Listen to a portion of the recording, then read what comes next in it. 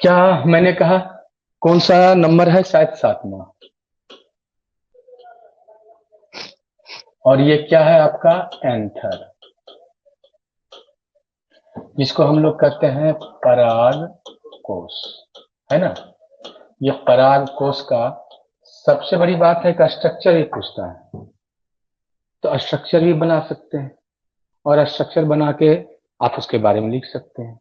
तो याद रखेंगे कि एक जो है आपका ये जो नर है, जिसको स्टामन कहते हैं पुंकेसर, उसमें एंथर में 4 जो है आपका घर होता है। कितने घर होते हैं? 4। प्रत्येक घर को पोलन सैक कहा जाता है। क्या कहा जाता है? क्या कहा जाता है?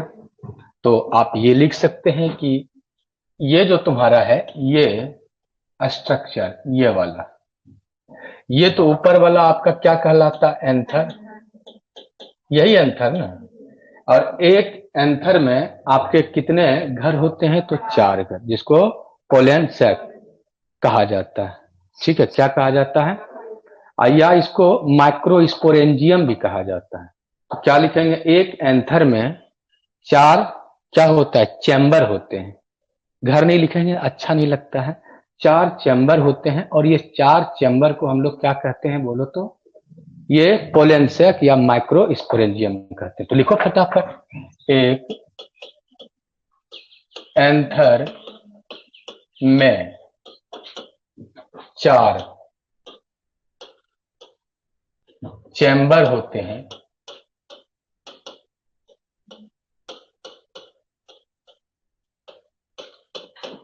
जिसे क्या कहते हैं आप लोग? जिसे पोलेंसेक या माइक्रोस्पोरेंजियम कहा जाता है।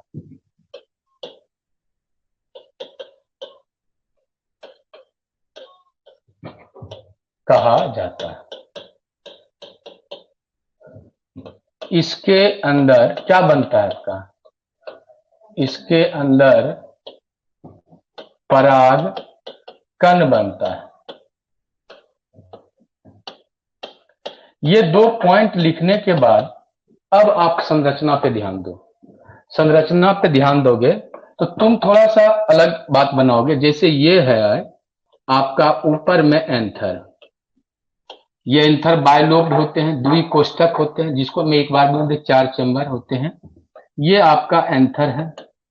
लगे हाथों एक चीज जान लो, जहां जुड़ता है इसको हम लोग कहते हैं कनेक्टिव। क्या बोलते हैं? कनेक्टिव। और जो आपका ये है इसको कहते हैं फिलामेंट। क्या बोलते हैं? फिलामेंट। फिलामेंट को बोलते हैं आप तंतु, सॉरी, तंतु। ये है आपका संयोजी, और ये तो अंग्रेजी में आप लिखे ही है, हिंदी में क्या? परागकोश। ठीक है। अब इसको जब हम काटते हैं तो कितने घर मिलते हैं? ऐसे करके जब आप काटते हैं तो कितने घर मिलते हैं? 4 घर। ये हम ऑब्जेक्टिव पे पर्पज से ही बता, इसको ऐसे कर देना है। अगर ये नहीं बनाना है तो कोई फर्क नहीं पड़ता है, आप इसको बनाइए। जो मैं इसके बीच में ऐसे 4 घर दे दीजिए। दे दिया 4 घर। एकदम ज्यादा देर नहीं करना है, 4 घर साथ में बनाते भी चलो, कोई दिक्कत नहीं है, प्रैक्टिस प्रैक्टिस होता है।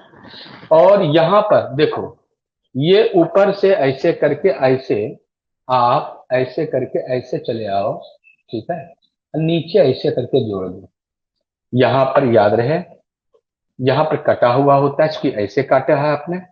यहां पे संयोजी होता है, और इसके बाहर आप एक ही फिगर बनाना तुम लोग। यहां पर आप सबसे बाहर ऐसे स्ट्रक्चर दोगे, सबसे बाहर, जिसको हम लोग क्या कहते हैं बोलिए तो? हाँ, बाह्य परत बोलते हैं, या फिर अंतः त्वचा बोला जाता है, एपिडर्मी। इसके बाद आपका एक लेयर और होता है, और ये जो लेयर होता है तुम्हारा, इसमें कहीं छोटा सेल, कहीं आपका क्या होता है? बड़ा सेल। ज्यादातर आपका बड़ा सेल होता है, कहीं कहीं छोटा सेल होता है। ठीक है, कहीं कहीं आपका छोटा सेल होता है। ये मोटा होता है लेकिन कितने लेयर का होता है? अब देखो, ये वाला आपका चारों तरफ वही कहानी है, इसलिए ज्यादा बनाने का प्रयास मत करना एग्जाम में, चाहे लंबा क्वेश्चन में पूछे चाहे छोटा। और इसके बाद जो है आपका सभी जो है ये मिडिल पीस, कौन है आपका मिडिल पीस, जो मिडिल पीस कहते हैं या मध्य स्तर कहते हैं, क्या बोलते हैं इसको, मदर। ये कितने स्तर का बना होता है आपका? 2 से 3। कितने? 2 से 3। और सबसे अंतिम में जो है आपका इसके साथ जुड़ा होता है, जिसको आप क्या कहते हो, इसमें डबल न्यूक्लियस हो सकते हैं, ज्यादा भी हो। इसको क्या कहते हो तुम? इसको क्या कहते हो लास्ट में? टेपिटम। हो गया। इसमें क्या है आपका, बोलिए तो। ये सबसे बाहर का एकदम सुंदर सा स्ट्रक्चर बनाइए, सबसे बाहर। इसको कहते हैं एपिडर्मिस। ठीक है, इसको क्या बोलते हैं आप? एपिडर्मिस।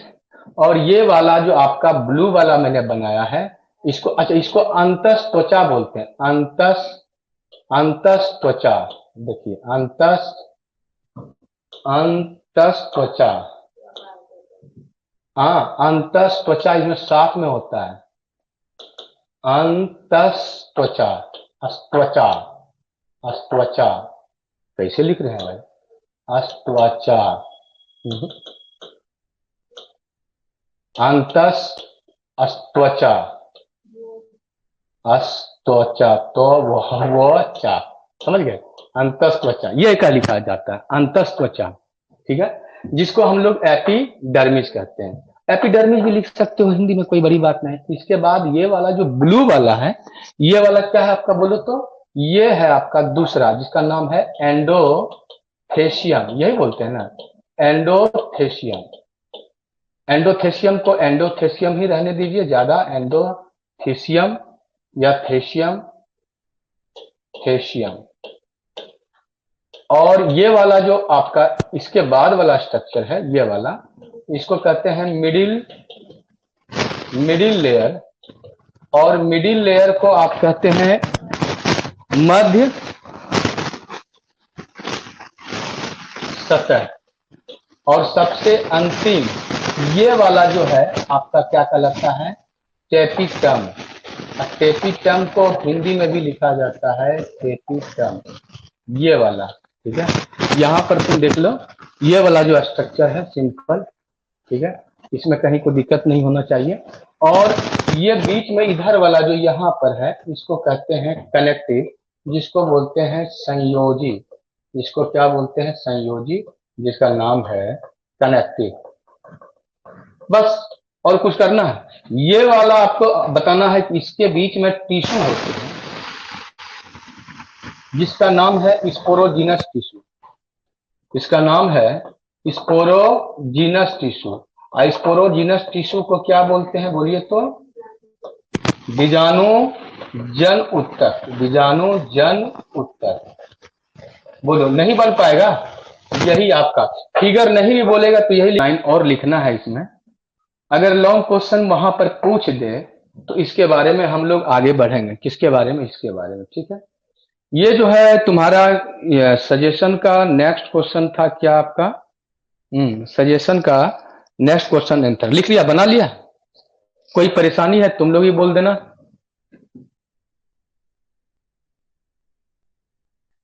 नहीं, ये वाला बनाओ, ये आंसर का ये वाला है ऊपर भाग, ये वाला बनाओ। ये तो मैंने सोचा लगे हाथ बता देते हैं, इससे अगर ऑब्जेक्टिव आ जाए तो, ऑब्जेक्टिव आ जाए तो वहां पर भी बना सकते हैं, इसमें कोई परेशानी नहीं है। ठीक है, अगर ऑब्जेक्टिव बन जाए तो इसमें आराम से तुम बना सकते हो।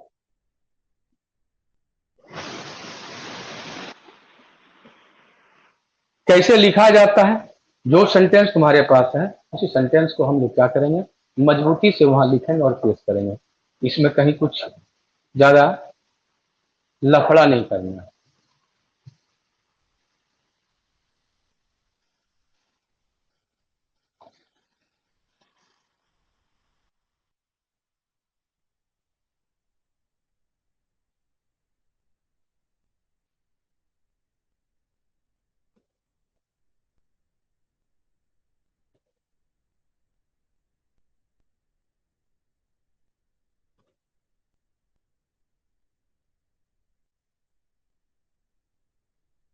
बना पाओगे? डन हो गया, बहुत अच्छी बात। हो जाएगा। आंसर के बारे में ये 2 लाइन लिखना, इसके बाद इसको बना ही डालना। इसके बाद तुम्हारी मर्जी होगी तो इसको बढ़ा देना कि सबसे बाहरी इसके कितने होते हैं बोलिए तो। इसके कितने परत होते हैं? 4 परत। इसको लंबा कर देना अगर लंबा क्वेश्चन पूछेगा। सबसे बाहरी परत अंतःत्वचा होता है जो एक लेयर का बना होता है, जिसका काम है रक्षा करना। एंडोथेसियम में 2 प्रकार का सेल होते हैं, लेकिन एक ही लेयर एक ही सतह का होता है, जिसमें 2 तरह का कोशिका होते हैं, एक बड़ा एक छोटा। बड़ा छोटा कोशिका को कहते हैं स्टोमियम, जो कि हम लोगों के लिए अभी जरूरत नहीं है। ये आप नीट उट का तैयारी करते हो तो बेस्ट है, जानना चाहिए। और ये आपका बीच का जो है 2-3 लेयर का बना, तो इसको कहते हैं मध्य सतह। सबसे अंतिम जो सटा हुआ होता है इस चैम्बर का जो खाली स्थान है, जिसका नाम है पोलन सैक, उसी पोलन सैक से सटा हुआ होता है, जिसको कि ये भोजन देता है। ठीक है। और ये जो मिडिल लेयर है इस टूटने में मदद करता है, क्योंकि ये पैरेन्काइमेटस सेल है। सूखता है ना, सूखता है तो क्या होता है, ये टूटता है तो स्फुटन होता है, मतलब इसका परागकण जो बना है दूर तक फैलता है, दूर तक फैलता है। ये आपका है। और मैंने कहा बीच जहां है जुटा हुआ, ये वाला जो यहाँ काटे हैं, ये यहाँ पर जुटता है जाके, ये जुटता है तो इसको कहते हैं संयोजी। और बीच में जितने भी चैम्बर हैं सब में आपका सेल्स होते हैं, सेल्स भरा होता है, जिसको कहते हैं स्पोरोजीनस टिश्यू। और ये स्पोरोजीनस टिश्यू जो होता है, इसमें एक विशेष सेल्स, ये माइटोसिस के द्वारा बहुत बढ़ता है संख्या में। और एक एमएमसी कहलाता है, जो कि मदर, ये आपका माइक्रो स्पोर मदर सेल कहलाता है, जिसमें मियोसिस होता है। और मियोसिस होने के बाद आपका 4 क्या बनता है, पराग कंडल। कितना बड़ा कर सकते हैं अपनी मर्जी, अपनी मर्जी का मालिक है। जब ये फिगर बनाओगे ना, कुछ नहीं दिख रहा है, देखे तो किसी को कुछ दिख नहीं रहा है। विभीषण, कोमल और कोई बच्चा, हाँ आप लोग को कुछ दिख कैसे नहीं रहा? नेट खत्म कर दिए हैं क्या? Types of pollination.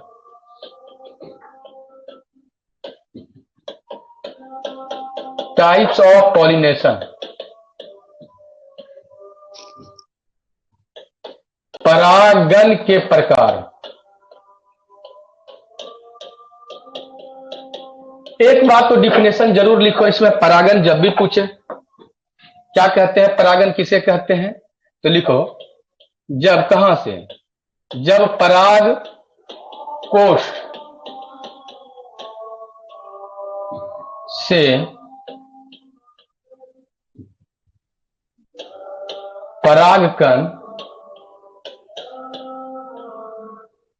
निकलकर कहां पर, वर्तिकाग्र पर पहुंचता है, पहुंचता है, इसे परागन कहा जाता है।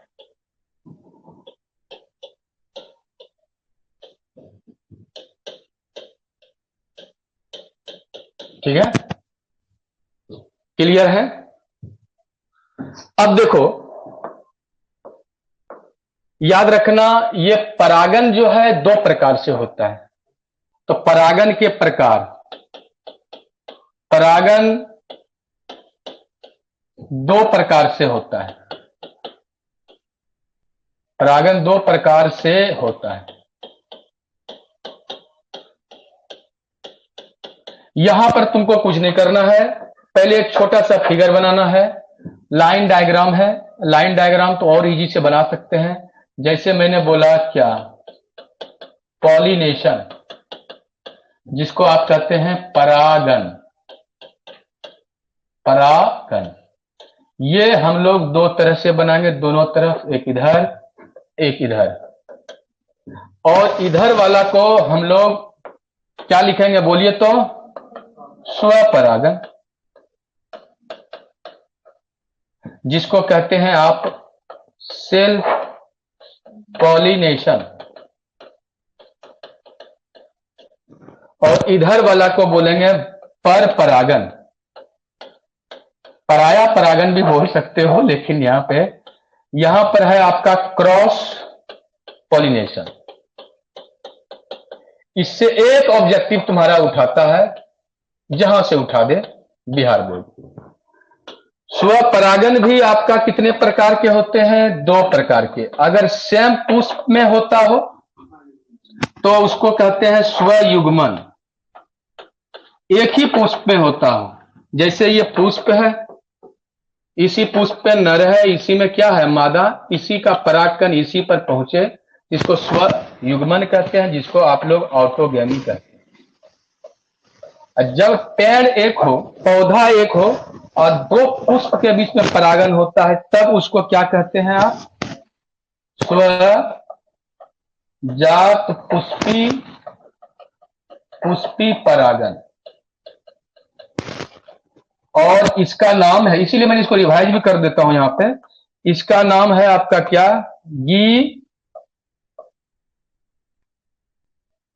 गिटेनोगेमी। गिटेनोगेमी, गिटोनोगेमी भी बोलते हैं, गिटेनोगेमी। ठीक है। पर परागन का दूसरा नाम जानते हो क्या है? जेनोगेमी। अब अगर यहां पूछे तो क्या है? 2 पौधों के बीच, एक तुमको आगे बोले, 2 पौधों के बीच परागन को होता है। यहां 2 पुष्प, लेकिन वृक्ष एक ही है, यानी वृक्ष का मतलब पादप एक ही है। यहां पादप भी एक है और पुष्प भी एक है। क्लियर हो गया? समझ गए बात को? तो ये लिख देना, इतना लिख देना। अब इसको अगर आपको बढ़ा दे तो एक एक लाइन समय बढ़ा देना होगी। यही तो बोले कि थोड़ा सा तुम अपने आप को अपडेट करो, एकदम आराम से बनेगा। ठीक है, थोड़ा क्या करो आप, बोलो तो अपडेट करो, आपका आराम से बनेगा। क्या कि ये सबको एक एक लाइन फिर से डिफाइन कर दोगे तो लंबा क्वेश्चन हो जाएगा। अगर वहां पे फिगर बना दिए तो और अच्छी बात है, अगर फिगर बना दिए तो और अच्छी बात है। तो ये टाइप्स ऑफ पॉलिनेशन की बात है। दिक्कत? आ जाओ, इसको बना लेना है, इसको लिख डाल फटाफट। कैसे लिखना है समझ में आ रहा है ना? कैसे क्वेश्चन को आगे बढ़ना है, किसी भी क्वेश्चन को पढ़ करके आंसर धीरे धीरे आगे बढ़ते चले जाना है। यहां तक तो कोई दिक्कत नहीं है। 2 पौधों के बीच होगा। ये स्वजात पुष्पी परागन नाम से है, एक ही जात है, एक ही पादप है, 2 पुष्पों के बीच परागन होता है। अपने से लिख देना है। ये स्वयुग्मन किसे कहते हैं? तो कहना एक पादप में मौजूद एक ही पुष्प के बीच, एक ही पुष्प में बोल देंगे, बीच क्या बोलेंगे, एक पुष्प में परागन जब होता है तो उसे हम कहते हैं स्वयुग्मन।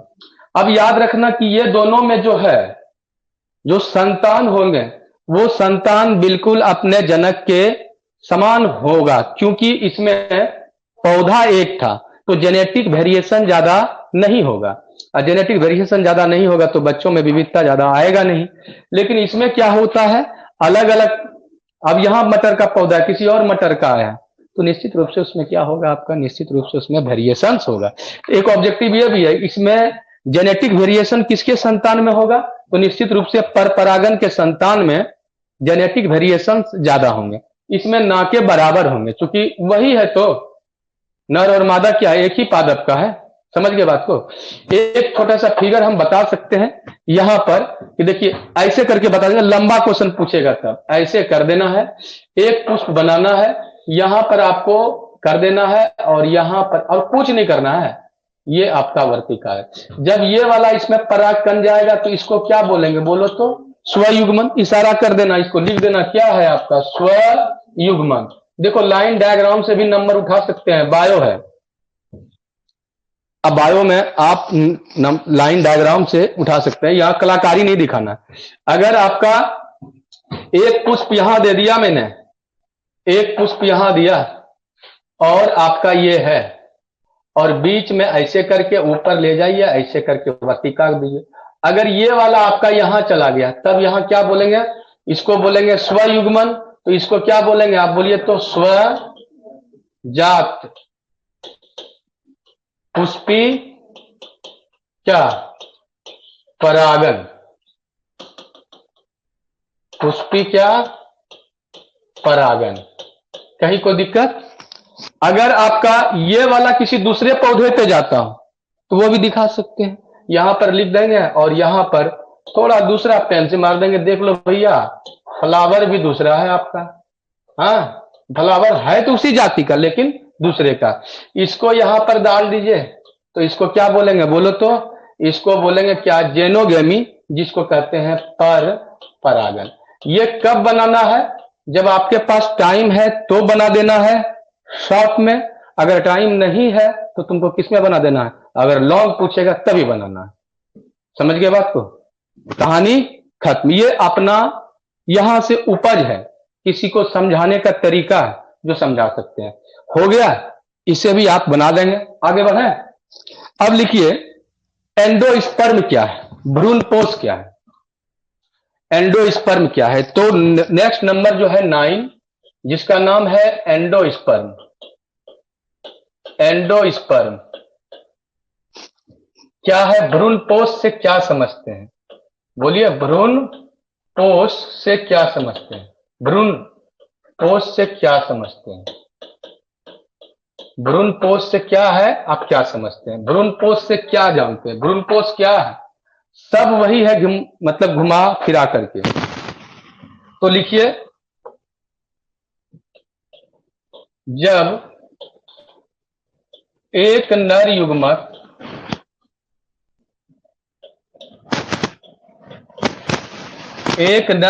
किससे जलन करता है, किससे निषेचन करता है?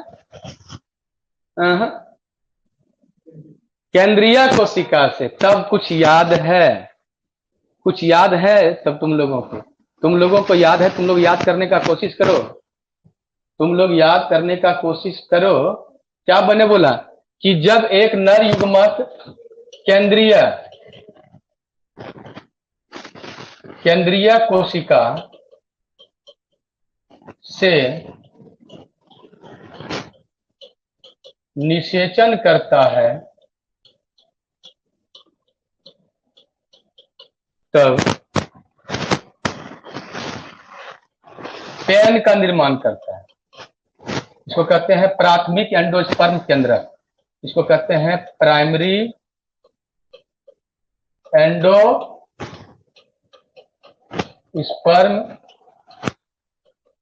न्यूक्लियस का निर्माण करता है। क्या कोई दिक्कत? निर्माण करता है, ठीक है। अब देखो, जब पेन विकसित होता है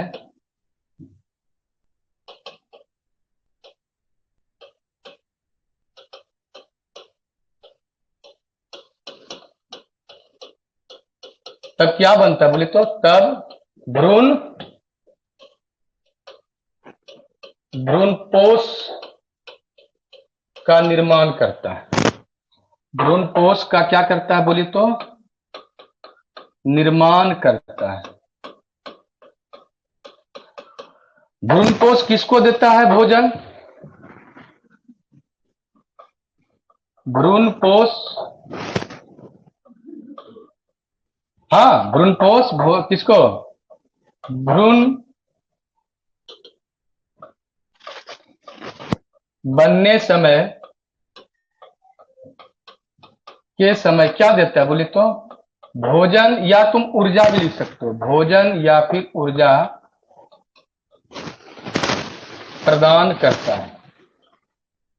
अगर कुछ रह गया तो वो अंकुरन में मदद करता है, प्रदान करता है। भ्रूणपोष आपका क्या होता है पता है आपका? भ्रूणपोष त्रिगुणित होता है। ये वाला ऑब्जेक्टिव के लिए भी त्रिगुणित का मतलब 3n होता है। अभी एक फिगर से मैं बताऊंगा, तुम्हें क्लियर हो जाएगा। तुम फिगर चाहो तो बना सकते हो। बस देखो, तुम लोग को दिक्कत है तो एक बार फिर से रिवाइज कर दे रहे। तुमको पता है ये है आपका ऊपर का क्या होता है, ये वाला वर्तिकाग्र, जिसको आप वर्तिकाग्र, इसको लिखना नहीं है बल्कि आगे भी काम देगा इसलिए समझना है। और ये है आपका क्या ना वर्तिकाग्र, और ये क्या है आपका वर्तिका, ठीक तो लिख रहा हूं ना मैं, वर्तिका। और ये आपका क्या है, अंडाशय। अब देखो यहाँ पराग नली जो है आपका विकसित होता है, पराग नली तो आप बनाए हो, तो पराग नली तो सॉरी पराग नली विकसित होता है किससे, पराग कण के अंदर से जो वेजिटेटिव सेल होते हैं, तो इससे जब निकलेगा तो निश्चित रूप से यहाँ निकलने के बाद ये पराग नली बनाता है। और मैंने तुमसे कहा था कि सबसे अंदर जो भ्रूण कोष होते हैं, भ्रूण कोष नहीं, भ्रूण कोष, ये भ्रूण कोष भी आपको जानना चाहिए। लगे हाथ ये भ्रूण कोष को भी तहस नहस कर ही देते हैं, ताकि ऑब्जेक्टिव आ जाए। तो इसमें आपका जो है एक तरफ 3 सेल होते हैं, ये 3 सेल को हम लोग एंटीपोडल सेल कहते हैं। क्या बोलते हैं, एंटीपोडल सेल्स कहते हैं। बहुत अच्छा। और ये बीच वाला जो सेल है यहाँ पर, इसको हम लोग कहते हैं केंद्रीय कोशिका। और केंद्रीय कोशिका में कितने केंद्रक होते हैं, 2 केंद्रक। और यहाँ पर लास्ट में आपका 2 सेल और होते हैं यहाँ पर नीचे, एक ये सेल है, एक ये सहायक, और इसके ऊपर आपका क्या होता है, एक एग सेल होते हैं। तो विशेष नहीं, एक ये अंड बना देंगे जिसको आप फीमेल गैमिट कहते हैं, एक कहते हैं, एन होता है। ये जो आपका है ये क्या है आपका पता है, ये आपका है क्या, सेंट्रल सेल। क्या है आपका, सेंट्रल सेल है। और सेंट्रल सेल को कहा जाता है आपका केंद्रीय क्या, कोशिका। ठीक है, थोड़ा सा राइटिंग गड़बड़ाएगा क्योंकि उल्टा लिख रहा हूं मैं, कोशिका। ओके, अब देखिए ये जो पराग नली यहां पर गया ऐसे करके, तो सबसे पहले यहाँ पे गाइड करने वाला एक होता है, एक गाइड करने वाला आपका होता है। ये आपका तंतु रूप समुच्चय है, इसके अंदर यहाँ पर आपको ये भी पूछ सकता है तंतु रूप समुच्चय कहाँ होता है, फिंगर के जैसा होता है। और जा करके अंदर में आपका कितने युग्मक, 2 युग्मक यहाँ पर नर युग्मक को रिलीज करता है। कौन, इसके अंदर ही आपका कितना है, बहुत बड़ा हो गया इसका, ये मैं छोटा बना दे रहा हूं, यहाँ पर समझ गए, यहाँ पर है। और ये वाला जो आपका पराग नली है इसको भी दिखा सकते हैं, पराग नली। ये आपका क्या, द्वितीय में आपको मैं समझाना चाह रहा हूं कि आगे ऐसे फिगर या आने वाला है कि इसमें डबल फर्टिलाइजेशन में इसको बनाना ही है।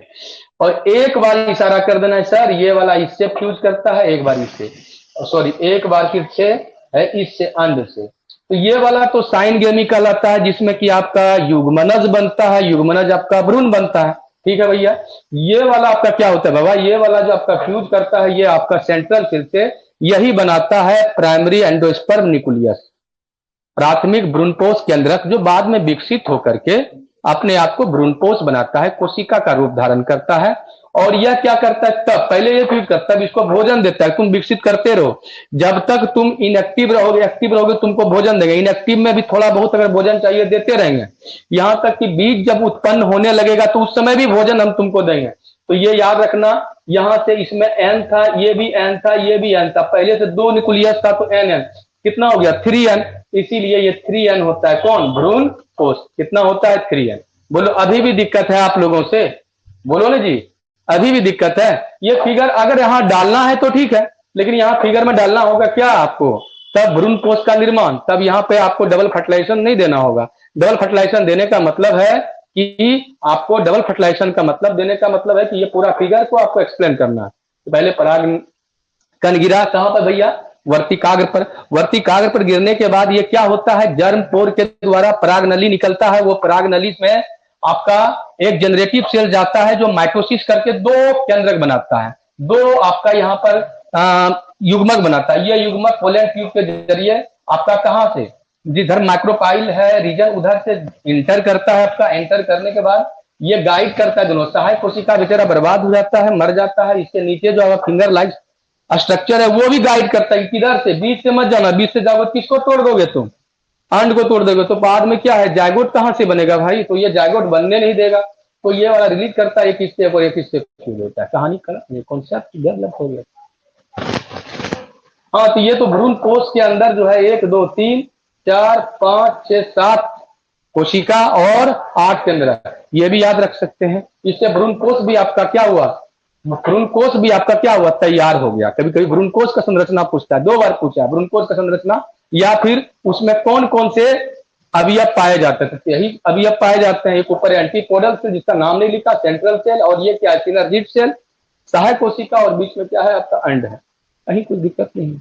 ये फिलीफॉर्म एपरेटस इसको कहते हैं, तंतुरूप समुच्चय। क्लियर है, ये समझाने के लिए आपको लिखना यही है। अगर शॉर्ट में पूछेगा तो इतना से ज्यादा लिखना है नहीं, ले नहीं कहा के लिए क्यों बनाइएगा, हम तो आपको क्लियर करने के लिए कि याद करने में क्या होगा, आसानी होगा। मैंने क्या नाम है बोलिए तो, एक तरफ लिखते हैं एपोमिक्सिस,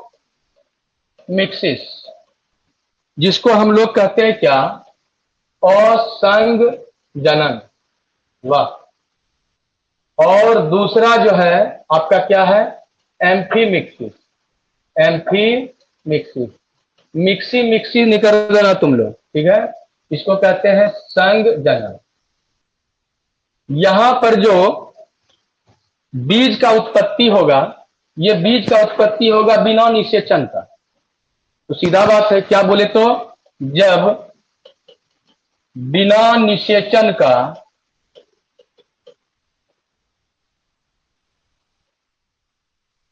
बीज का क्या होता है, निर्माण होता है।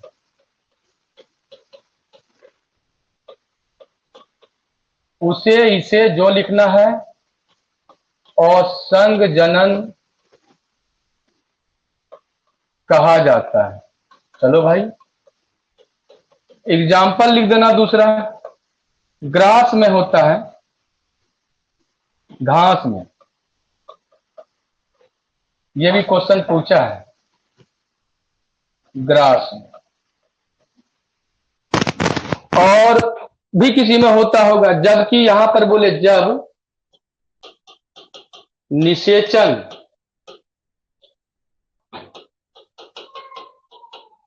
प्रक्रिया के द्वारा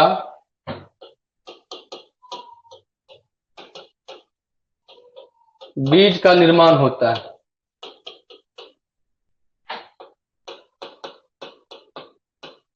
उसे या इसे संग जनन कहा जाता है।